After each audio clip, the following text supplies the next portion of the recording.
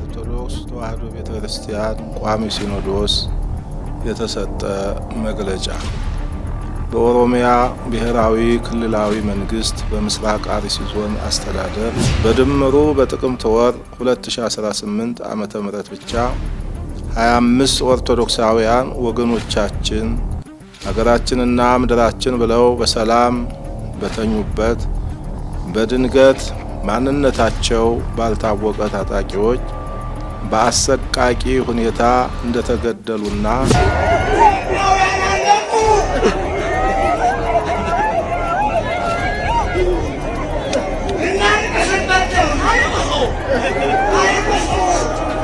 ወይኛ አባት ማን ናቸው? አቡነ ያሬድ ማለት ማን ናቸው? ኦሮሚያ ምድር ውስጥ ተሾመው ሄደው ስራቸው ምንድነው? አላማቸው ምንድነው? እኔ ማርያምን ነው ምላችሁ ሸኔ ምናምን የምትሉኝ ነገር ዛሬ አልሰማም። ሁላችሁም ኮሜንት ላይ ከአርሲ ኦርቶዶክሳውያን ጎን እቆማለሁ እያላችሁ አርሲ የሚገኙ ኦርቶዶክሳውያን ባለማዕተቦች ፍቅራችሁን ግለጹላቸው። በሃይማኖታቸው እንዲጸኑ ማዕተባቸውን እንዲያጠብቁ ይህ መከራና ይህ ችግር እንደሚያልፍ ፍቅራችሁን አሳዩአቸው። አባት አይደለንም ነገር አናውግዝም፣ መንግስት አይደለንም ነገር ዜጎቻችንን አንጠብቅም። በምንስ አግባብ በምንስ ሁኔታ ብንሰርክም ባንሰርክም እንኳን ክርስቲያን ነው መሬት እንኳን ኦርቶዶክስ ነው። ሰላም ጤና ይስጥልን ውድ ክርስቲያኖች እንደምን ቆያችሁ? የእግዚአብሔር ሰላም ከሁላችን ጋር ይሁን እያልን ወቅታዊና አሳዛኝ መረጃ ይዘንላችሁ መተናል። ሐሳብ አስተያየታችሁንም የኮሜንት ሴክሽን ላይ ጻፉልን። እንዲሁም ቪዲዮን ከመጀመራችሁ በፊት ላይክ በማድረግ ጀምሩ። ቀጥታ ወደ ቪዲዮ እናልፋለን። ሰብስክራይብ ለምንድን ነው የማታደርጉት? አሁን ማርጉ። በስመ አብ ወወልድ ወመንፈስ ቅዱስ አሐዱ አምላክ አሜን። ከኢትዮጵያ ኦርቶዶክስ ተዋሕዶ ቤተክርስቲያን ቋሚ ሲኖዶስ የተሰጠ መግለጫ በኦሮሚያ ብሔራዊ ክልላዊ መንግስት በምስራቅ አርሲ ዞን አስተዳደር በጉና በመርቲ በሸርካና በሆሎንቆ ዋቢ ወረዳዎች ውስጥ በሚገኙ የኢትዮጵያ ኦርቶዶክስ ተዋሕዶ ቤተክርስቲያን እምነት ተከታዮች ላይ ጥቅምት 14 ለ15 ቀን 2018 ዓመተ ምህረት በጉናና መርቲ ወረዳዎች 17 ክርስቲያኖች ጥቅምት 17 ለ18 ቀን 2018 ዓመተ ምህረት በሸርካ ወረዳ 3 ክርስቲያኖች እንዲሁም ጥቅምት 18 ለ19 ቀን 2018 ዓመተ ምህረት በሆን ቆሎ ዋቤ ወረዳ 5 ክርስቲያኖች በድምሩ በጥቅምት ወር 2018 ዓመተ ምህረት ብቻ 25 ኦርቶዶክሳውያን ወገኖቻችን ሀገራችንና ምድራችን ብለው በሰላም በተኙበት በድንገት ማንነታቸው ባልታወቀ ታጣቂዎች በአሰቃቂ ሁኔታ እንደተገደሉና ግድያውም ከዕለት ወደ ዕለት እየተባባሰ መሆኑን የምስራቅ አርሲ ሀገረ ስብከት ጽሕፈት ቤት የላከውን ሪፖርት ቋሚ ሲኖዶሱ የተመለከተው በከባድና ጥልቅ የሐዘን ስሜት ነው። በመሆኑም በምስራቅ አርሲ ሀገረ ስብከት እንዲህ አይነቱ አሰቃቂ ድርጊት ሲፈጸም የቆየው በተደጋጋሚ እንደመሆኑ መጠን እንዲህ አይነቱ አስነዋሪ ድርጊት በቅዱሳት መጻሕፍት ሆነ በሰው ልጅ ሰብአዊ መብት ፈጽሞ ተቀባይነት የሌለው በነጻነት የማምለክ ህገ መንግስታዊ መብትን የሚጋፋ ተከባብሮና ተቻችሎ የመኖር መንፈሳዊ እሴቶቻችንን የሚያጠፋ ክብረ ነክና ሊወገዝ የሚገባው ስነ ምግባራዊ ድርጊት በመሆኑ የኢትዮጵያ ኦርቶዶክስ ተዋሕዶ ቤተክርስቲያን ቋሚ ሲኖዶስ በጽኑ አውግዞታል። ሆኖም ጉዳዩ በቀጥታ የሚመለከታቸው መንግስታዊ አካላቱም ይሁን ሰብአዊ የሆነ ተግባር በጽኑ በማውገዝና በህገ መንግስቱ የተረጋገጠውን በህይወት የመኖርና የእምነት ነጻነት መብትን እንዲያስከብሩልንና ይህን አስነዋሪ ድርጊት የፈጸሙትን ህገወጥ ግለሰቦች ለህግ በማቅረብ የህግ የበላይነትን ከማረጋገጥ በተጨማሪም በቀጣይ እንዲህ አይነቱ ህገወጥ ተግባር እንዳይደገም አስፈላጊውን የሕግ ከለላ በመስጠት ኃላፊነታቸውን እንዲወጡ ቋሚ ሲኖዶስ መንፈሳዊ ጥሪውን ያስተላልፋል። በመጨረሻም በደረሰው ጉዳት የተሰማንን ከፍተኛ ሐዘን በድጋሚ እየገለጽ ለሟች ቤተሰቦችና ለመላው ኢትዮጵያውያን መጽናናትን በመመኘት በግፍ ሕይወታቸውን ላጡት ወገኖቻችንም እግዚአብሔር አምላክ ዕረፍተ ነፍስን እንዲያድልልን ቅድስት ቤተ ክርስቲያን ትጸልያለች። የኢትዮጵያ ኦርቶዶክስ ተዋሕዶ ቤተ ክርስቲያን ቋሚ ሲኖዶስ ጥቅምት 20 ቀን 2018 ዓመተ ምህረት አዲስ አበባ ኢትዮጵያ።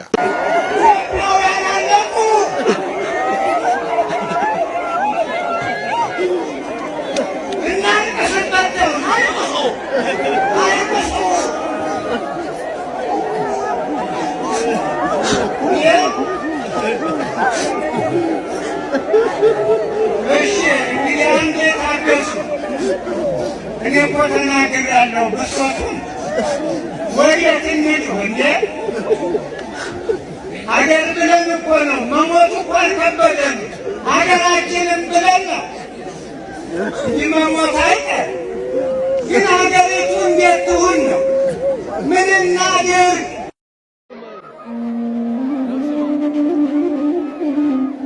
ቆይ እኛ አባት ማን ናቸው?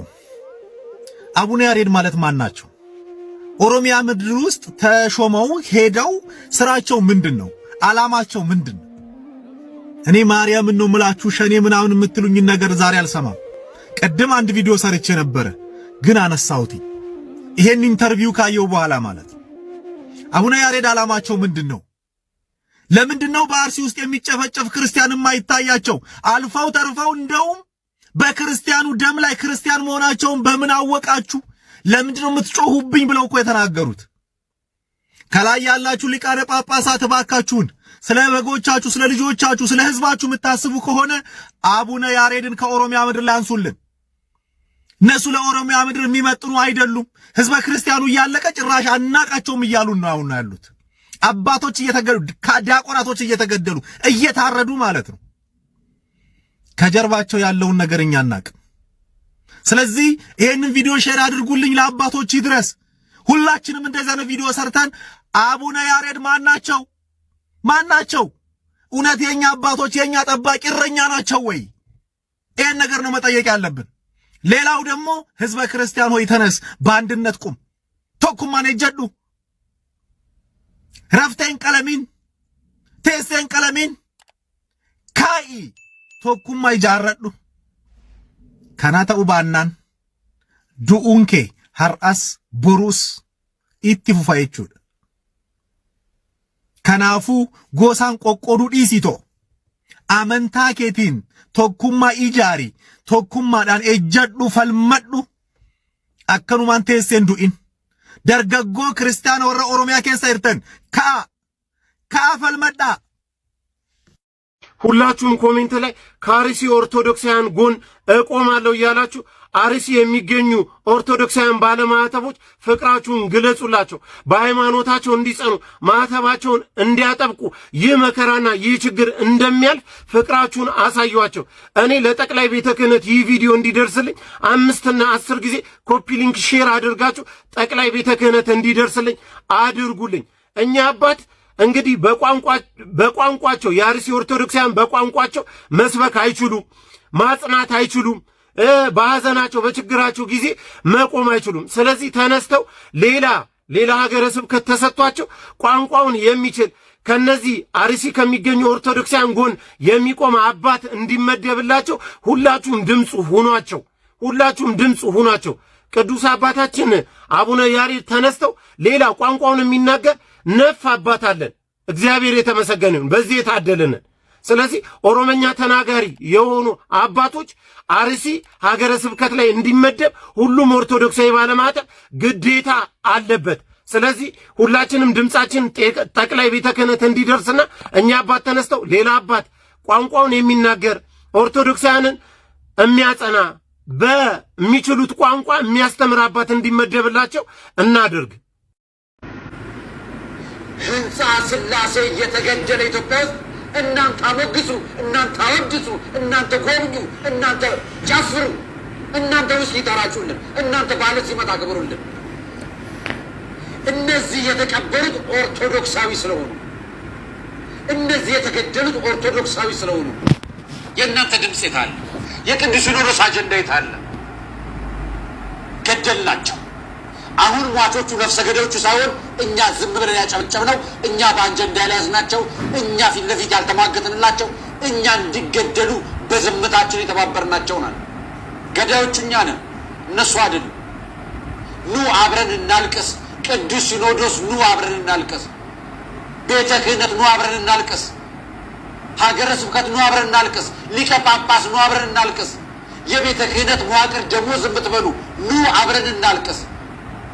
የቤተ ክርስቲያን ምዕመናን አስራት በኩራት እያወጣ ያረሰውን መሬት እህል እየቸረቸረ አስራቱን ለቤተ ክርስቲያን ገቢ የሚያደርግ አንድ ገበሬ ሲገደል የማይቆጨው በክርስቲያኑ ሳንድ የማይቆጨው የቤተ ክህነት አመራር ኑ ባካችሁ አብረን ውስኪ እንራጭላችሁ። ምን ብለን እንጠይቃችሁ? ምን ብለን እንንገራችሁ? ለገደለው እንዘን፣ ላስገደለው እንዘን፣ ለዝም ላለው እንዘን። አርሲ ሀገረ ስብከት ስር ዛሬ ብቻ አይደለም በተደጋጋሚ ረጅም ዓመታት እየሞቱ ላሉ ለቤተሰቦቻቸው፣ ለካህናቱ፣ ለቤተ ክርስቲያን መዋቅሩ ስላሉ ወንድሞች፣ እናቶች፣ አባቶቻችን እዚህ ቤተሰብ 14 ሰው በአንድ ቀን ሲገደል 3 ሰዎች ተጨማሪ ሲገደሉ ታፍሩ የተወሰዱ 3 ሰዎች ያሉበት ሬሳቸው እንጂ እኮ በአካል ኦርቶዶክስ ተመርጦ ተለይቶ ሲወሰድ እውነት በብሔሩ እውነት በሃይማኖቱ እውነት በምንድን ነው? ይሄን አጣርታችሁ አታውቁም አይደል? በደንብ ታውቃላችሁ። ይኸው ለቅሶ እንኳን ደስ ያላችሁ የሚባልለት ለቅሶ ነው። እንግዲህ በጣም በሚያሳዝን ሁኔታ የክርስቲያን ኦርቶዶክሳውያን ሞት ከጊዜ ጊዜ እየጨመረና እያሻቀበ መጥቷል። ምክንያቱም እረኛ ስለሌለን ነው። እጅግ በጣም ያሳዝናል። ኢቭን እንኳን የሚጠይቅልን የለም። ሚዲያዎቻችን እንኳን የክርስቲያኖችን ሞት መዘገብን ያፍራሉ፣ ይፈራሉም ጭምር። ለምን ይሆን? ለምንድን ነው ከቀን ቀን ክርስቲያኖች እየሞቱ አባቶች የሚያስጨንቃችሁ ገንዘብና ገንዘብ ነክ ብቻ የሆነው? ስለምንድን ነው? ለምንድን ነው ስለ አንዲት ነፍስ መጥፋት ግድ የማይሰጣችሁ? መንፈስ ቅዱስ በዚህ በሐዋርያት ሥራ ምዕራፍ 20 ቁጥር 28 ላይ እኮ በገዛ ደሙ የዋጃትን የእግዚአብሔርን ቤተክርስቲያን ተጠብቋት ዘንድ መንፈስ ቅዱስ እናንተን ጳጳሳት አድርጎ ለሾመባት ለመንጋው ሁሉና ለራሳችሁ ተጠንቀቁ ይላል። ታዲያ ስለምንድን ነው እናንተ እዛ ጋር ቁጭ ብላችሁ ያላችሁት? ለምንድን ነው ስልጣናችሁን ማትጠቀሙበት? ሰማዕትነት ትላላችሁ አይደል? ሰማዕትነት ከተባለ ሊያስፈራችሁ የሚችለውን የትኛውንም ኃይል በጣጥሳችሁ ወጣችሁ ክርስቲያኖች በየቦታው እየሞቱ ነው በግፍ ደማቸው በከንቱ እየፈሰሰ ስለሆነ ይህንን እንዲያስተካክል ስለምንድን ነው ጫና ማድረግ ያልቻላችሁት መንግስት ላይ? ለምንድን ነው ጥበቃ የሚያስፈልገው ቦታ ላይ ጥበቃ እንዲደረግላቸው ክርስቲያኖች የማታደርጉት? ወይንም ራሳችን እንድንጠብቅ ለምንድን ነው አጠርና ቀጠን ያለ ትእዛዝ የማታስተላልፉልን? ስለምንድን ነው በየቀኑ እንባ በየቀኑ ጥቁር የሚለበሰው? ስለምንድን ነው? ለምንድን ነው ይሄ በተለየ ሁኔታ ክርስቲያኖች ላይ እየተፈጸመ ያለው? ግራ እስኪያጋባን ድረስ ማብቂያው መጨረሻው መቼ ነው? ማን ነው ተነስቶ ግድ የሚሰጠው? አንድ ነገር ውድ ክርስቲያኖች ይህንን ድምፅ የምትሰሙ ካላችሁ በቻላችሁት መጠን ይህንን ብታደርጉልኝ ደስ ይለኛል። እኔ ከኦርቶዶክስ ቴሌቪዥን ጣቢያዎች ከየትኛውም የዩቲዩባቸው ላይ የዩቲዩብ ቻናላቸው ላይ ሰብስክራይብ አድርጌ የነበሩን አንስቻለሁ። እንዲህ በማድረግ ቢያንስ ለሚሞተው ሰው ድምፅ እንዲሆኑ ማድረግ እንችላለን። አያችሁ፣ አቅም ሲኖረን ኃይል ሲኖረን ምን ማድረግ እንደምንችል ሲረዱ ነው ምናልባት እኛን መመልከት የሚጀምሩት። ምናልባት ድምፆቻችን ሊሰሙ የሚፈልጉት ያኔ ሊሆን ስለሚችል ሁላችሁም በቻላችሁት መጠን እንደዚህ አይነት ቲቪ በእኛ ስም ተቋቁሞ በክርስቲያኖች ስም የተቋቋመ ሆኖ ለክርስቲያኑ ድምፅ የማይሆኑ ከሆነ ምን ይሰራልናል? ብዙ እኮ ዜናዎች አሉ አይደል? የመንግስት ዜናዎች መስማት እንፈልግ ከዚህ የተናነሰ ወይም ከዚህ የተለየ ነገር እየሰሩ ስላልሆነ በቻልነው መጠን ከእንደነዚህ አይነት ቴሌቪዥኖች ላይ በቃ ሰብስክራይባችንን ማንሳት አለብን። የትኞቹ? የኛዎቹ በእኛ ስም የተቋቋሙትን በክርስቲያኖች ስም የተሰየሙትን ቴሌቪዥን ጣቢያዎችን ማለት ነው። እንዲህ በማድረግ ማስተማር መጀመር አለብን። እግዚአብሔር አምላክ ይድረስልን። አባት አይደለንም ነገር አናውግዝም። መንግስት አይደለንም ነገር ዜጎቻችንን አንጠብቅም በምንስ አግባብ በምንስ ሁኔታ? ዛሬም ኦርቶዶክሳውያኖች እየታረዱ ነው። ዛሬም ክርስቲያኖች ማተብ በማንጠልጠላቸው እየተገደሉ ነው። ቤት ለቤት እየተንኳኳ ክርስቲያን ናችሁ እየተባሉ እየተጨቆኑ እየታረዱ ይገኛሉ። እየተሳደዱ እየታገቱ ይገኛሉ። ይህንንስ ጉዳይ ለማን ነው አቤት የምንለው? አባቶቻችን እንደሆነ ስልጣንና ወንበራቸው ሲነካ ብቻ ነው ጥቁር ልብስ የሚያለብሱን። ዛሬም ባለማህተቦች በአርሲ ላይ እየታረዱ ነው። እኛ እኮ ጨነቀን። ወዴት እንሂድ? ሞትን አለማመዳችሁን፣ መታረድን አለማመዳችሁን። መከራ ስቃይ በሙሉ ነገር በእኛ በባለማህተቦች ላይ ነው የሚያልፈው። በዚህ ጊዜ የባለማህተቦቹ ደም እንደ ውሃ ነው እየፈሰሰ የሚገኘው። ስለዚህ ነገር የሚጽፍ ጋዜጠኛም ሆነ አክቲቪስት የለም። የጻፉትንም ሚዲያ ደውሎ ያስጠፏቸው ይገኛሉ። በዚህ ሳካርስ የሚደወለው ስልክ 0 ቁጥር የለውም። ሰማያዊውን አክሊል የተቀዳጃችሁ እናንተ ሰማዕታት ባለማህተቦች ሁሌም በልባችሁ ውስጥ አላችሁ። ኦርቶዶክሳዊ ተመርጦ ሲገደል አባቱ ይጸጥ።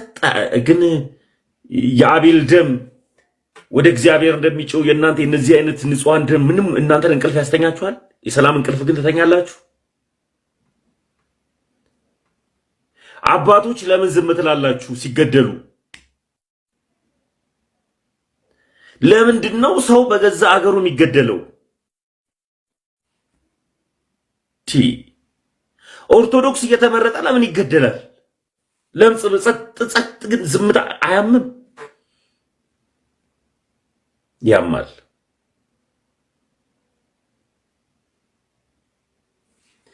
ያማል።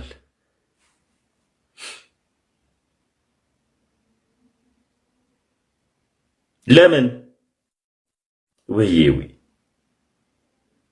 ለምን ይገደላል? ግን ምንም አይሰማችሁ? የሰላም እንቅልፍ ትተኛላችሁ?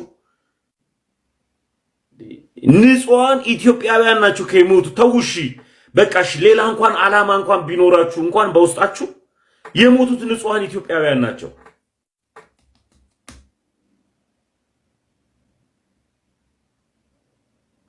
ሰው ወጥቶ ህንጻው ቢሰራ ምን ይጠቅማል? ሰው ተገሎ ህንጻው ቢሰራ ምን ይጠቅማል? ህንጻው ቢሰራው እኮ ክርስቶስ የሞተለትን ሰውን እኮ ስጋ ደሙን እኮ ለመስጠት እኮ ነው አይደል እንዴ? ለማቁረብ ነው አይደል ህንጻው ቢሰራው?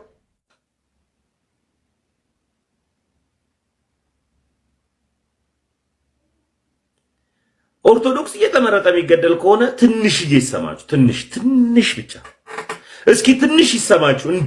እንደ ሰው ተውት። ስራ ሊበዛ ይችላል። የራሳችሁ ጥያቄ ሊኖርባችሁ ይችላል። ግን ደግሞ የሆነ የማንደራደርበት አንድ እውነት አለ። ያ እውነት ምንድነው ከተባለ የሰው ልጅ በማንነቱ ተመርጦ ሲገደል የዛ ማንነት መሪ አባት አለን ተብሎ እየተቀበልን መንጋው ይታረዳል። እረኛው ጥላ ስር ላይ ቁጭ ካለ ያማል። ነገ ጥቅምት 21 ስሟን በመጥራት ብቻ የእሳትን ባህር የምታሻግረን፣ ስሟን በመጥራት ብቻ ምን ኃጢአታችን ቢበዛ እንደ ጥጥ የምታቀልልን፣ ስሟን በመጥራት ብቻ ቋጠሯችንን የምትፈታልን፣ ስሟን በመጥራት ብቻ አጋንንትን እንደ ትቢያ የምትበትንልን፣ እንደ ጢስ የምታበንልን፣ ስሟን በመጥራት ብቻ ጠላቶቻችንን ከእግራችን በታች ረግጠን እንድንገዛቸው የምታደርግልን፣ ስሟን በመጥራት ብቻ የእሳትን ባህር አሻግራ ርስተ መንግሥተ ሰማያትን የምታወርሰን፣ ስሟን በመጥራት ብቻ 5 ውሾች የተባሉ ክፉ ኃጢአቶችን ብንሰራም እንኳን ምሕረትን የምታሰጠን፣ ስሟን በመጥራት ብቻ ምግብ እንደበላ ሰው የምንጠግብባት፣ ውሃ እንደጠጣ ሰው የምንረካባት፣ ገና ከልጅነታችን ጀምሮ በፍቅሯ እየመገበችና እየተንከባከበች ያሳደገችን፣ አይደለም እኛ ክርስቲያኖች አረማውያን እንኳን ስሟን ሲጠሯት የማትጨክን ፈጥና የምትደርስላቸው፣ የሰማዕታት አክሊላቸው፣ የደናግላን ክብራቸው፣ የመነኮሳት መጠጊያቸው፣ ዓለም ሳይፈጠር በአምላክ ልቦና ታስባ ትኖር የነበረ። እጅግ በጣም ይገርማል ይሄ ንግግር። ዓለም ሳይፈጠር በአምላክ ልቦና ታስባ ትኖር የነበረ፣ ፍጥረት ሁሉ ምስጋናዋን ተናግሮ የማይጨርስላት፣ ሰማይና ምድር ቢጠቀለል የእግሯን ትቢያ የማያክልላት፣ ትምክህታችን፣ መጠጊያችን፣ አማላጃችን፣ ቤዛችን፣ እናታችን ቅድስተ ቅዱሳን ቅድስት ድንግል ማርያም ወላዲት አምላክ እመብርሃን ናት። እኔ እኮ እጅግ በጣም ይገርመኛል። ልጇ ወዳጇ መድኃኔዓለም ኢየሱስ ክርስቶስ ሁሉን እያወቀ ሁሉን እየተረዳ ዝም እንደሚል ሁሉ በትዕግሥት እርሷም ደግሞ በእርሷ ላይ ያውም በዚህ ዘመን ክፉ የሚናገሩ በበዙበት በዚህ ዘመን ልጇ ወዳጇ ነውና የምትመስለው ዝም የምትል እናት በጣም ይገርማል እኮ። እስኪ ረጋ ብላችሁ አስቡትማ። እኛ ኃጢአተኞች ልጆቿ ንስሐ እስከምንገባላት ድረስ ልጅ የዛሬን ታገሳቸው እያለች ስትለምንልን እርሱ ልጇ ወዳጇ ደግሞ ሊምረን ነው እንጂ ሊያጠፋን አይወድምና እሺ እናቴ እያለ እየታገሰንና እየጠበቀን ይሄው በዚህ ሁሉ ክፋታችን እስካሁኗ ሰዓት ድረስ አለን። በጣም አይገርማችሁም? ልጇ ወዳጇ ፈጣሪያችን አምላካችን መድኃኔዓለም ኢየሱስ ክርስቶስ ቸር ነው፣ መሐሪ ነው፣ ሩህሩህ ነው፣ ይቅር ባይ ነው፣ ታጋሽ ነው፣ ቂምም የለውም። ነገር ግን በንስሐ ካልተመለስን አንድ ቀን መፍረዱ አይቀርምና ንስሐ እንግባ፣ ወደሱ እንቅረብ እያልሁ ይህች ዕለት ጥቅምት 21 እናታችን ቅድስተ ቅዱሳን ቅድስት ድንግል ማርያም እስረኞችን የምትፈታበት ቀን እንደሆነ ስንቶቻችሁ ታውቃላችሁ? አደራ ይሄ ቪዲዮ ለብዙ ሰዎች እንዲዳረስ ሰሞኑን ቪዲዮዎችን በደንብ ቫይራል እየወጡ ስላልሆነ ኮፒ ሊንክ እያደረጋችሁ ቪዲዮውን እዩት። ነገ ጥቅምት 21 እመቤታችን የሰው ልጆች ከእስራት የምትፈታበት ቀን ነው ብለን ተነጋግረናል። እስራት ማለት ምን ማለት ነው? የሰው ልጅ በሶስት ነገሮች ሊታሰር ይችላል። እስራት ስንል ምን ማለት ነው? የሰው ልጅ በሶስት ወገኖች ሊታሰር ይችላል። በስጋዊው አጥፍቶም ሆነ ሳያጠፋ ሊታሰር ይችላል። በመንፈሳዊው ግን የሰው ልጅ በኃጢአቱ ብቻ በጥፋቱ።